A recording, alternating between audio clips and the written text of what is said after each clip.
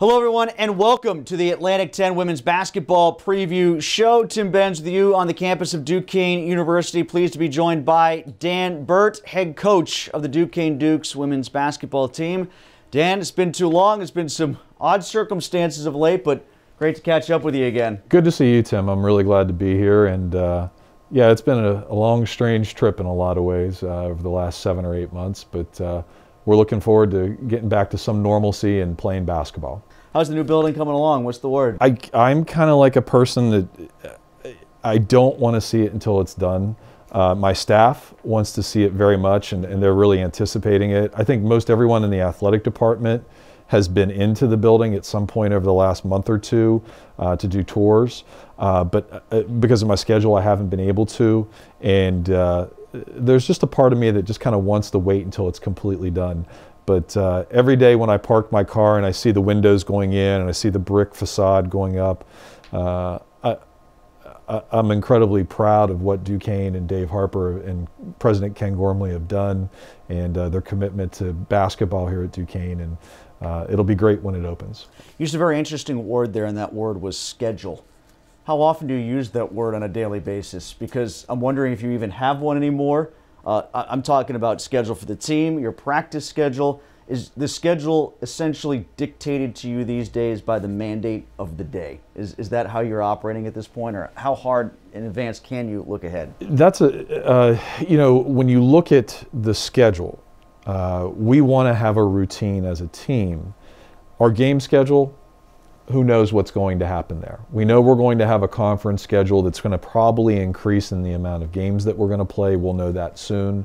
But our non-conference has changed by NCAA mandate down to 25 games as a maximum.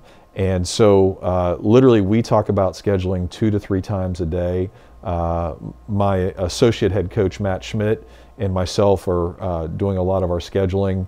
And you have to look at trend lines, smaller conferences that are one-bid leagues. Are they all going to go to conference-only schedules? If that's the case, you don't want to have them on your schedule right now.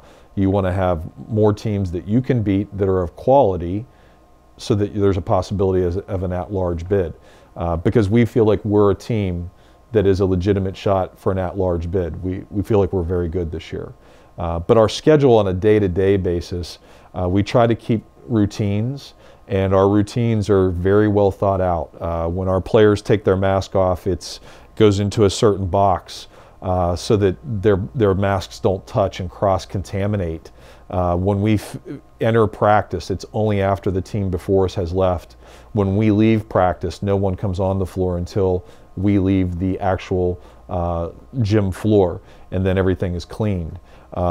The protocols that we have in place have been fantastic. We've not had anyone test positive, and we've been very fortunate in that, as we've seen across the college athletics landscape of how many people have tested positive. I feel really good with where our kids are.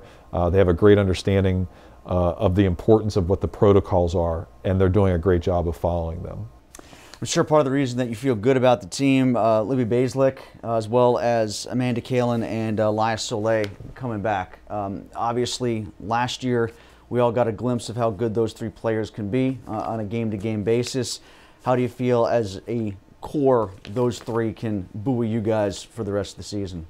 I really believe Libby Baslick is the best point guard in the Atlantic 10. And really excited for what she's going to do for us this year, because this is her team. You don't like to compare kids, but there's a lot of April Robinson there, and that's a very high compliment. When you see April's jersey in the rafters. Libby's her own person, though, and she's an outstanding player. We think she's the best point guard in the Atlantic 10. Laya Soleil is probably the best offensive player in the Atlantic 10 in terms of post player, the best offensive player there at the 5. She's what we've always talked about, the old man at the Y, with a million moves and a bunch of counters to that, and she's in great shape, which we're really excited about. She's ready to play. She's ready to have a great senior year and then move on after this year and become a professional. Probably the biggest jump that we've had is Amanda Kalin. And it's rare when you have a jump of this magnitude between a junior and senior year. The biggest jump typically happens between your freshman and sophomore years across all your players. But Amanda had a great summer of working out and really worked on her game. Her offensive game has really expanded. Last year, I would say she was an inconsistent three-point shooter. So far, what we've seen is she's become a knockdown three-point shooter. And her crossover has become even more Iverson-esque. She really can snap it through and change direction on a dime. And so expecting really big things from her. Precious Johnson is going to join us in a little bit as well here on the show. Where have you seen her game go from when she got here from Sweden to where it is now as you get ready to start the season? There's two things to Precious that have really helped her. This summer she was able to go home to Sweden, and in Sweden they had the herd mentality, they had open society, and she was able to train with her national team. And so she has come back in the best shape of her life and really improved on her skills, worked with her father, worked with her national team coaches.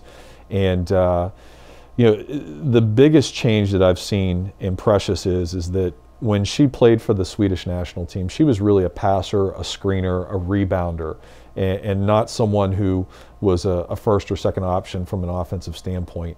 And I've given her the green light to shoot any shot she wants, from inside to shooting the three to taking people off the dribble, because her skill level is there.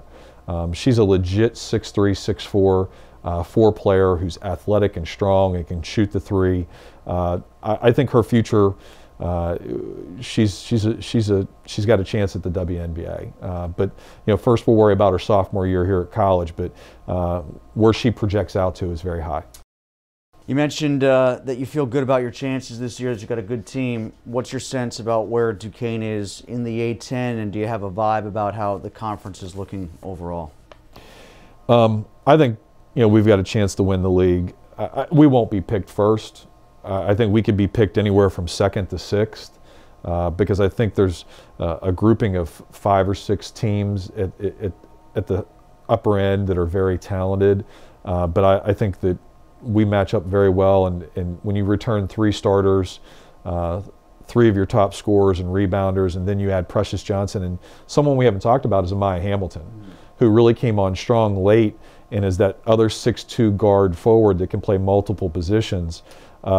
We feel like we have a very good basketball team, and we feel like we can be playing late into March. The key is mental resiliency this year. You have to be resilient mentally to have success, because there's going to be change. I've preached to our players since the summer that this will be a roller coaster.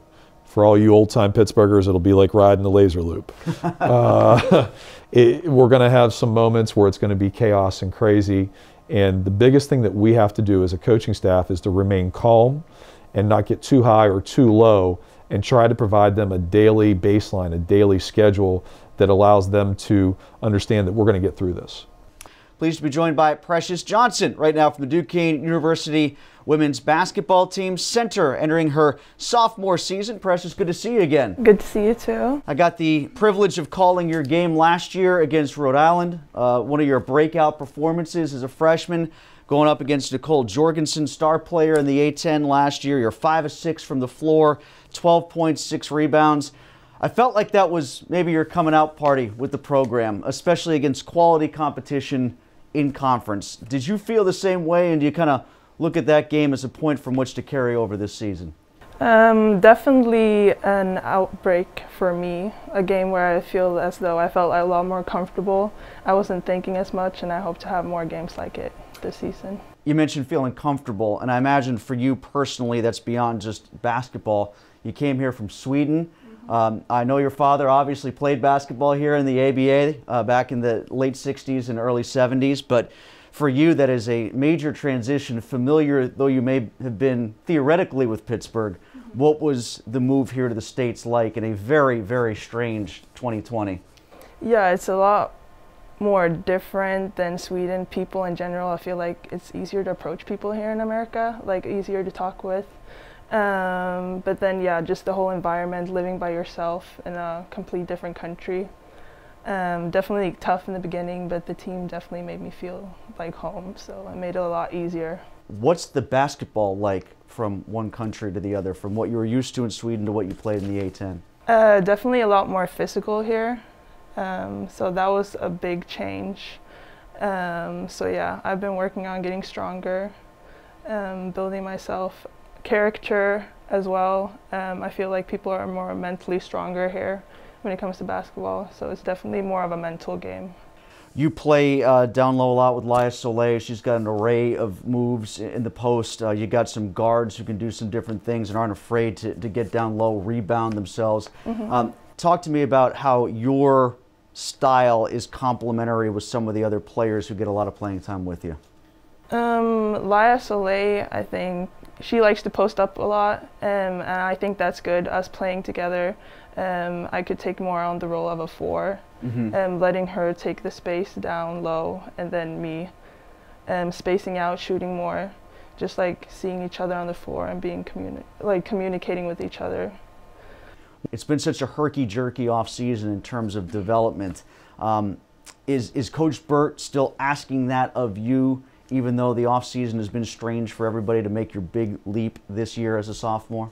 Definitely to take advantage of this year, even though we don't really know what the season's going to look like right now, but still to work on the stuff we've been talking about developing more into a 4, taking more place on the court, taking on a bigger role, and not being afraid to make mistakes. Because Coach Burt has such a reputation of doing well internationally with recruiting, did that make you feel more comfortable in the process of coming here to Duquesne, and has it helped you become acclimated more easily because he has had so much experience with previous players who've come from overseas?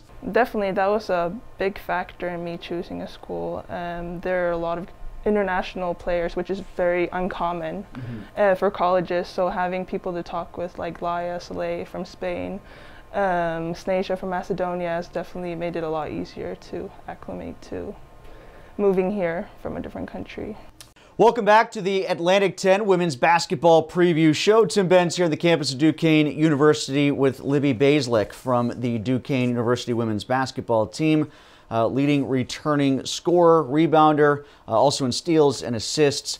So a lot of this year's team is going to run through you, Libby, but I know you've also got 5 other players that are coming back that are either grad students or seniors, so a lot of experience on your guys' team this year coming into 2020, 2021. Yeah, I think that's going to be big for us, is having that experience. I know a lot of other teams lost some of their big players, so I think that's going to be huge for us. Where have you seen the most development in your game since when you arrived on campus as a freshman? I think just having that confidence. I think as a freshman, learning those new plays and getting in the weight room more, and I just kind of felt like I needed a lot more work to do.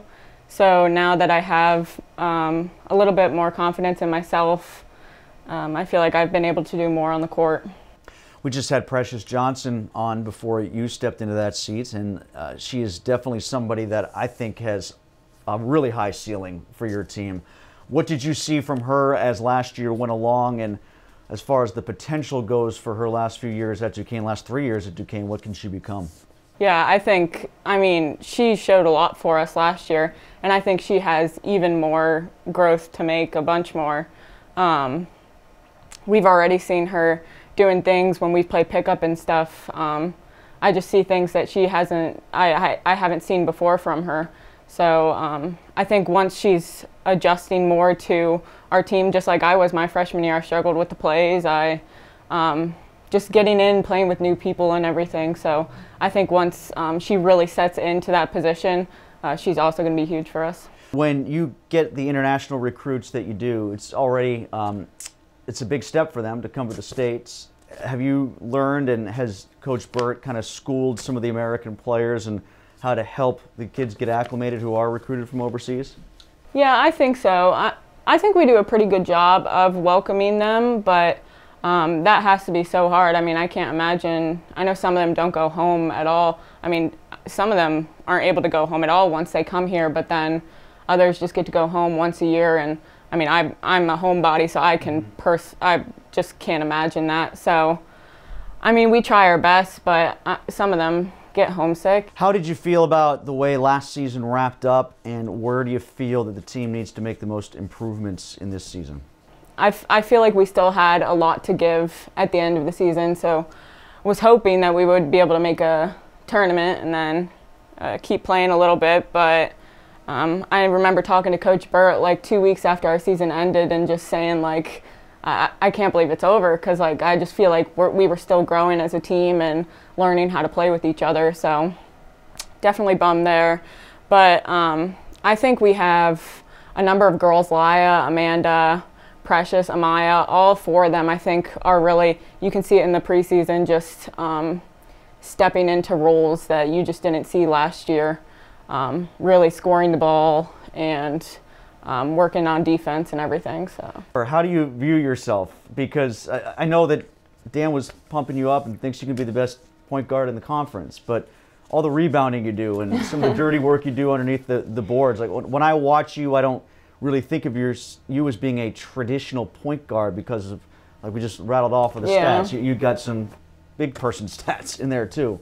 Yeah, I definitely view myself as a point guard just because I like to facilitate the offense and I like to pass the ball. That's what I like to do. So I look at myself as a point guard. For as much passing as you like to do, though, are you willing to take on the onus of more scoring, particularly this year? Yeah, for sure. I think I started to a little bit more last year, and it's uncomfortable for me because I like to pass it. I like to see other people scoring and everything, but I do know that I need to step into that role. Well, great. I really do appreciate the time. Thank you for stopping by. Best of luck this season. Hopefully everything comes off without a hitch, and you guys get to play a full complement of games. Looking forward to watching you this year. Yeah, thank you. Libby Baslick here from the Duquesne University women's basketball team. Thank you for joining us for the A-10 women's basketball preview here from the campus of Duquesne University.